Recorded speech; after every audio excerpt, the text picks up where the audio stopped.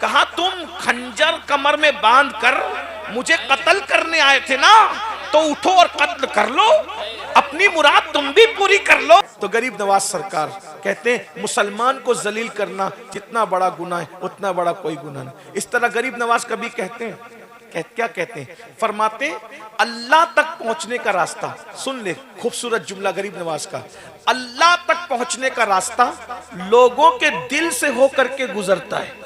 लोगों के, जब तक लोगों के दिल खुश नहीं करोगे तुम कभी अल्लाह वाले नहीं बन सकते।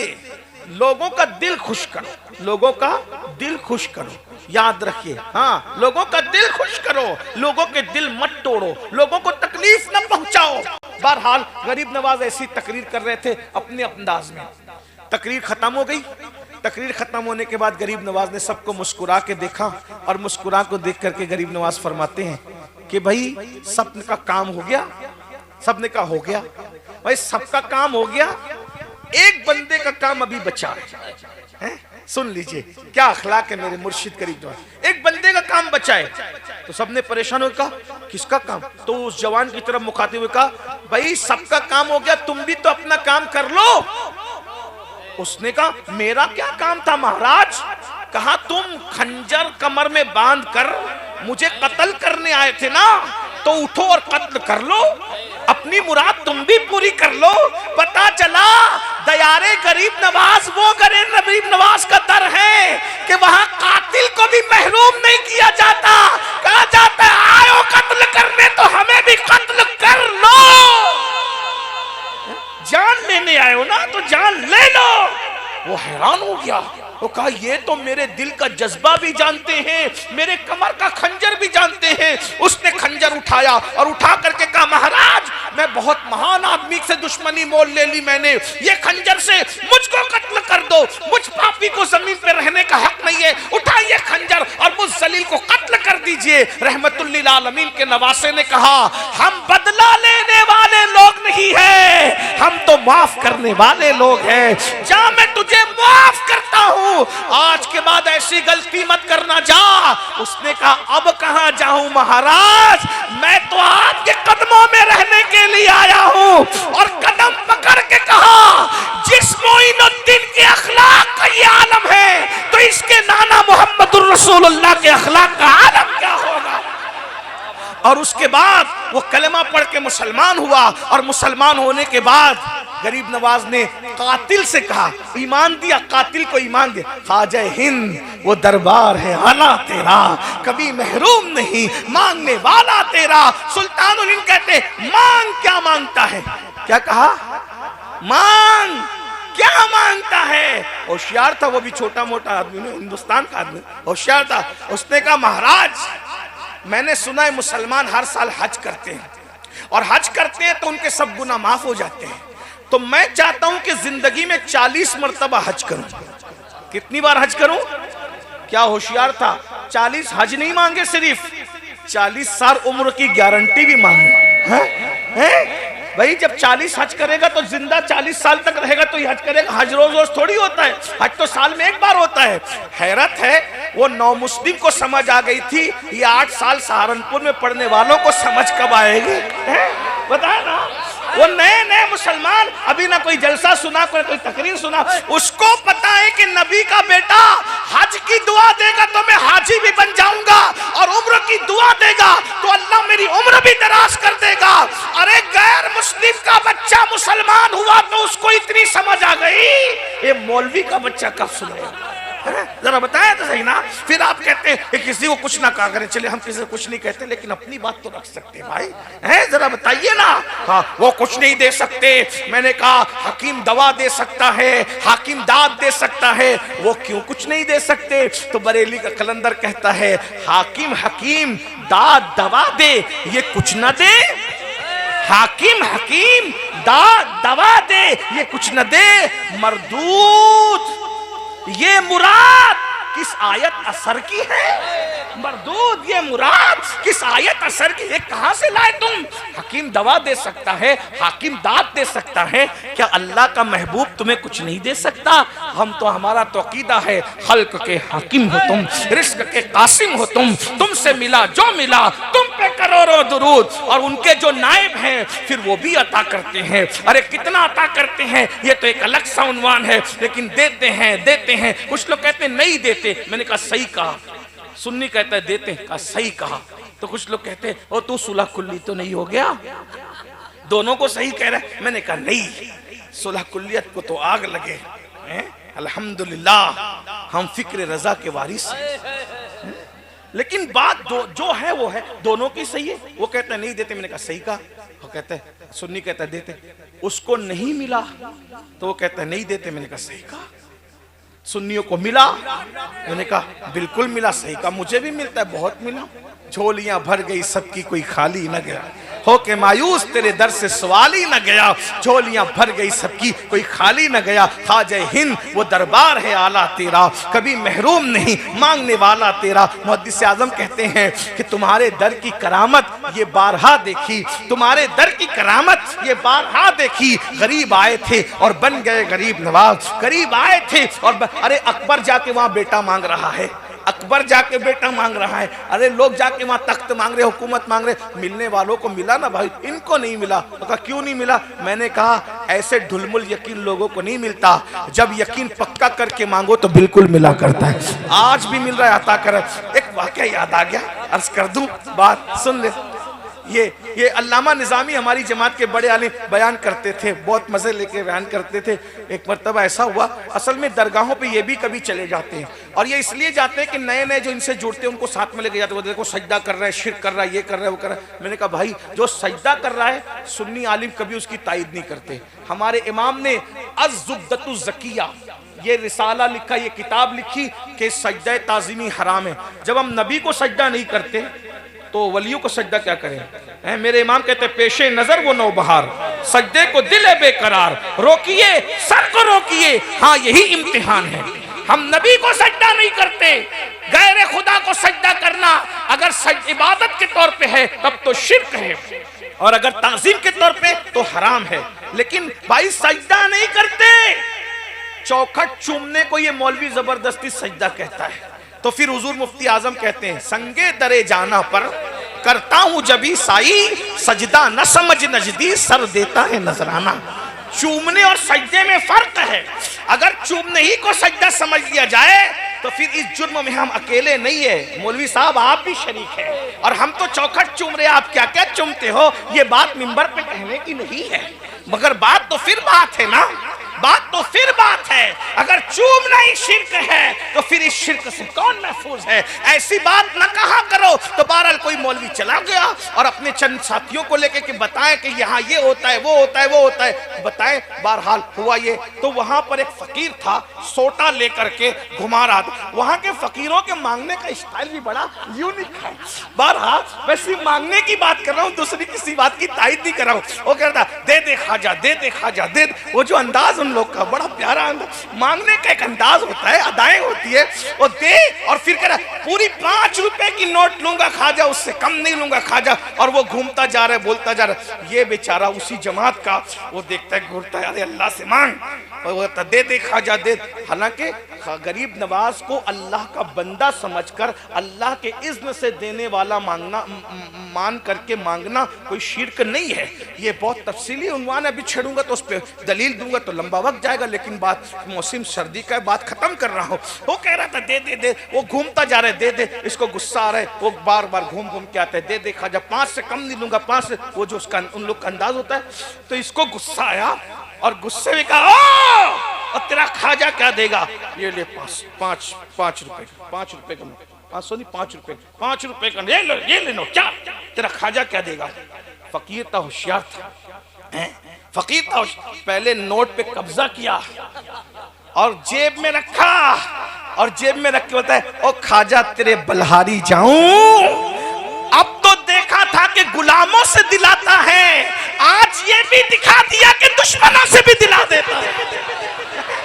जरा गौर फरमाए, और खाजा तो दिलाने पे आता है तो दुश्मनों से भी दिला देता है। ख्वाजा हिंद वो दरबार है आला तेरा, कभी महरूम नहीं नहीं, मांगने वाला तेरा। मुसलमानों, दुआ की कबूलियत के लिए नेक होना जरूरी नहीं है। दुआ की कबूलियत के लिए नेक होना जरूरी नहीं है। दुआ की कबूलियत के लिए यकीन का होना जरूरी है। अगर यकीन से मांगोगे, अगर यकीन से मांगोगे तो अल्लाह भी अता करेगा। यकीन से मांगोगे तो नबी भी अता करेंगे। यकीन से मांगोगे तो वली भी अता करेंगे। और अगर ढुलमुल यकीन लेकर के जाओगे, कुछ नहीं चलेगा, तो वो मुसलमान हो गया। और कहा गरीब नवाज ने, क्या मांगते हो? मांगो। उसने कहा 40 हज करना चाहता हूं।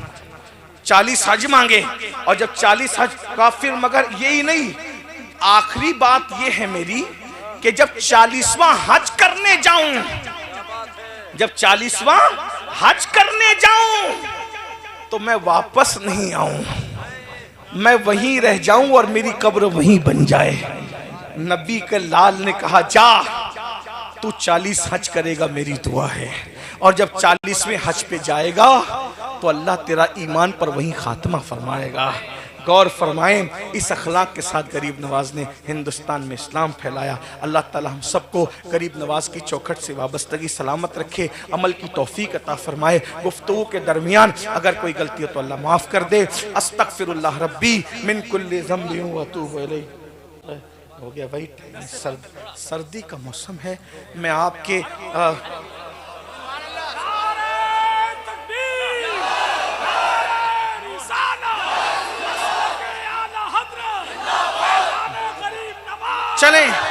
चले हमारे उलमाए किराम आप सबकी 5 मिनट और सुन लें।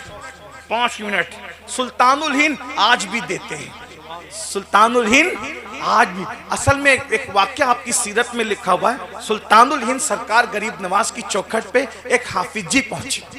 एक हाफिज जी पहुंचे और पहुंचने के बाद तिलावत करते हैं, दीजिए सरकार, दीजिए सरकार। असल में उलमा हुफ्फाज अहले इल्म लोग जरा अदब से मांगते हैं, उनका अपने मांगने का एक स्टाइल होता है, अंदाज होता है। दीजिए। एक दिन गुजरा, 2 दिन गुजरा, 3 दिन गुजरा, कुछ जवाब ही नहीं आ रहा है। ऐसे में एक नचनिया, नाचने वाला डिंग डांग करते हुए आया, देखा जा देखा जा। उसी वक्त तो उसकी मुराद पूरी हो गई।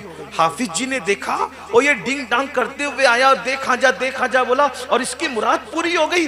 और मैं हफ्ते भर से बैठा हुआ यहाँ तिलावत करके कह रहा हूँ, सरकार दीजिए ना, सरकार दीजिए ना, तवज्जो ही नहीं है मेरी तरफ। हाफिज जी को गुस्सा आया, कुरान उठाया, उस कुरान को बंद किया, ताक में रखा और ताक में रखकर गरीब नवाज की चौखट पे उंगलियां पटकी, चौखट पे उंगलियां मारी और उंगलियां मार के कहा, गरीब नवाज आपके यहाँ इंसाफ नहीं है।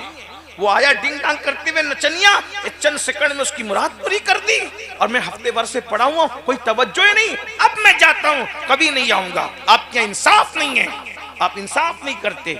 बस जैसे ही हाफिज जी जाने लगे तो क्या देखा, एक नूरानी चेहरे वाले बुजुर्ग जिनकी आंखों से मारिफत के जाम छलक रहे थे, पेशानी पर विलायत का झूमर नजर आ रहा था, सर पर विलायत हिंद का ताज था और चेहरे पर अल्लाह अकबर तेरी नस्ल पाक में है, बच्चा बच्चा नूर का की रानाइयां नजर आ रही थी। और आने वाले ने कहा, हाफिज जी क्यों नाराज होके जाते हो? कहा इनके यहाँ इंसाफ नहीं है। वो आया डिंग डांग करते, उसके चंद सेकंड में मुराद पूरी कर दी। हफ्ते भर से पढ़ा हूं, सुनते ही नहीं। अब मैं जा रहा हूं। ताने वाले ने बड़ी संजीदगी से कहा, हाफिज जी नाराज मत होइए, जाइए, अल्लाह आपकी मुराद भी पूरी कर दे। अल्लाह आपकी मुराद भी पूरी। कहा इन्होंने नहीं की, आप कौन है जनाब मुराद पूरी करने की बात करने वाले? तो कहा, जिस मोइनुद्दीन की चौखट पे आए हो ना, वही मोइनुद्दीन मैं हूं। तुम्हारी मुराद भी पूरी की है और तुमको ज़ियारत भी अता की है। जाओ हाफिज जी जाओ, तुम्हारी मुराद भी पूरी हो गई। फिर कहा कदम पकड़ के, सरकार इतनी देर क्यों की? इतनी देर क्यों की? उसको जल्दी, मुझे देर से। कहा हाफिज जी तू बेसब्र है। दरअसल बात यह है कि उस नचनिया की आवाज मुझे पसंद नहीं थी और वो भी पसंद नहीं था। जब उसने कहा दे दो, तो मैंने सोचा कि दूसरी बार कहने से बेहतर है इसको दे दो ताकि ये भाग जाए, ये चला जाए, इसको मिलेगा, ये चला जाएगा। लेकिन तू कुरान पढ़ता था ना, तेरा कुरान पढ़ना मुझे बहुत पसंद आता था, तो मैं देने में देर करता था कि जितना रोकूंगा उतना ज्यादा तो कुरान ज्यादा पढ़ता रहेगा, तेरी आवाज में सुनता रहूंगा। पता चला जो पढ़ते वहां सुना जाता है। मर के मिट्टी में मिल जाने वाला मत समझना। अल्लाह के बंदू, अकीदा दुरुस्त रखो। वो जलवे भी देखोगे जो हाफिज जी को दिखाया, ज़ियारत भी करोगे जो हाफिज जी को कराया। आप क्या समझते? इमाम अहले सुन्नत आला रहमा फरमाते हैं, मेरी आंखों में डॉक्टर ने कहा कि पानी उतर आएगा, गरीब नवाज की चौखट की मट्टी लेकर के लगा ली, जिंदगी में कभी पानी नहीं उतरा। न हो आराम जिस बीमार को सारे जमाने से उठा के लेकर आए खाक उनके आस्ताने से। कहा हाफिज जी, मेरा आपकी तिलावत मुझे बहुत पसंद थी, इसलिए मैं तुम्हें रोकने के लिए देर कर रहा था कि देने में देर करूंगा तो तुम रुकोगे, मुझको मिल जाएगा सदका, मैं चला जाऊंगा, मुझको ख्वाजा की अदालत में खड़ा रहने दो। अल्लाह अकबर। कहा लेकिन हाफिज जी अब जाओ। उन्होंने कहा हजरत अब जाता हूँ, माफ कीजिएगा। फरमाया हाफिज जी जाते जाते एक चीज देख कर जाओ। जब अपनी पुश्त से कपड़ा हटाया तो देखा कि उस पर 10 उंगलियों का निशान मौजूद था। हाफिज जी लरस गए, हजरत ये क्या है? कहा जो तूने मेरी चौखट पे हाथ मारे हैं ना, वो मेरी चौखट पे नहीं, ये मेरी पुश्त पे पड़े। देखा, ये अल्लाह वालों का मामला बड़ा जुदा है। इसलिए हो सके तो गरीब नवाज के यहाँ साल में 1 बार 2 बार 3 बार जितनी तौफीक दे जाया करो। हमारे सुल्तान, हमारे बादशाह गरीब नवाज है। और ये बात मैं अल्लाह की कसम उठा के कहता हूँ, हम तो जब भी गए, जो भी मुराद लेके गए, मेरे सुल्तान ने अता किया, बिन मांगे दिया, और इतना दिया कि दामन में समाया नहीं। एक बात कहूँ, जब भी मुझे ऐसा लगता है कि मदीने शरीफ जाने में ताखीर हो रही हो, अल्लाह की इज्जत की कसम कभी किसी सेठ को नहीं कहा, कभी किसी को नहीं कहा, जब भी जी चाहता है मदीने मुनव्वरा जाना है, सरकार की चौखट पे जाके बैठ जाता हूँ, सरकार की चौखट पे जाके बैठ जाता हूँ और फिर कहता हूँ मदीने का रास्ता दिखाने आए थे तो मदीने पहुँचाने के लिए भी तो आप हैं, पहुंचा दीजिए। अल्लाह जानता है मेरा रब, कोई बड़ी बात नहीं कर रहा हूँ, शुक्र के तौर पे कह रहा हूँ। वापस पलटा और अल्लाह ने हालात बना दिए, असबाब बना दिए। याद रखिए, यकीन से मांगो। यकीन, यकीन बहुत बड़ी चीज़ है। यकीन, लोग कहते हैं आप लोग तो नेक है मौलाना, हम लोग तो गुनहगार है। मेरे भाई, दुआ की कबूलियत के लिए नेक होना ज़रूरी नहीं है, दुआ की कबूलियत के लिए यकीन होना ज़रूरी है। अस्सलाम वालेकुम वरहमतुल्लाहि वबरकातुहू। आज हम बात करते हैं क़ुव्वत मर्दानगी का एक ऐसा नुस्खा जो आप भी अपने घर बैठे बना सकते हैं। आपने करना क्या है, सालब मिस्री लेनी है 50 ग्राम, मस्तगी रूमी आपने 30 ग्राम लेनी है, ईरानिया करकरा आपने ये भी 50 ग्राम लेना, अश्वगंधा नागौरी ये भी 50 ग्राम लेना, सिंगाड़ा बीज आपने ये भी 50 ग्राम लेना, केसर जाफरान आपने ये 10 ग्राम लेना है, धागा मिश्री 100 ग्राम लेना है। आपने इस तमाम जड़ी बूटियों को पीस लेना, बारीक कर लेना है और पाउडर बना लेना है। और पाउडर बनाने के बाद में आपने इसको सुबह खाली पेट 7 से 8 ग्राम दूध या शहद के साथ आपने ले लेनी है। मुसलसल आपने ये 40 से 50 दिन नुस्खा इस्तेमाल करना है, फिर आप इसका रिजल्ट देखना। बीरी आपका जो मनी है वो गोंद की तरह गाढ़ी हो जाएगी, आपकी खुद की टाइमिंग बढ़ जाएगी। कुव्वत मर्दानगी के जो शिकार हैं वो कुव्वत वाह के सुल्तान बन जाएंगे। ये ऐसा सुल्तानी नुस्खा है जो आपकी जिंदगी में नई जान डाल देगा और आपको मर्द कहलाने के काबिल कर देगा। अगर ये आप नुस्खा बना सकते हो तो खुद बना लें, और अगर आप नहीं बना सकते तो बना बनाया नुस्खा आप हमसे मंगवा सकते हैं। तो देर किस बात की है, शर्माहट कैसी? अभी ये नंबर डायल करो और अपनी फ्री सलाह भी ले सकते हो और दवा भी ऑर्डर कर सकते हो। सेहत है तो जिंदगी की हर दौलत काम आती है, सेहत नहीं है तो दौलत भी बेकार है। अल्लाह हाफिज।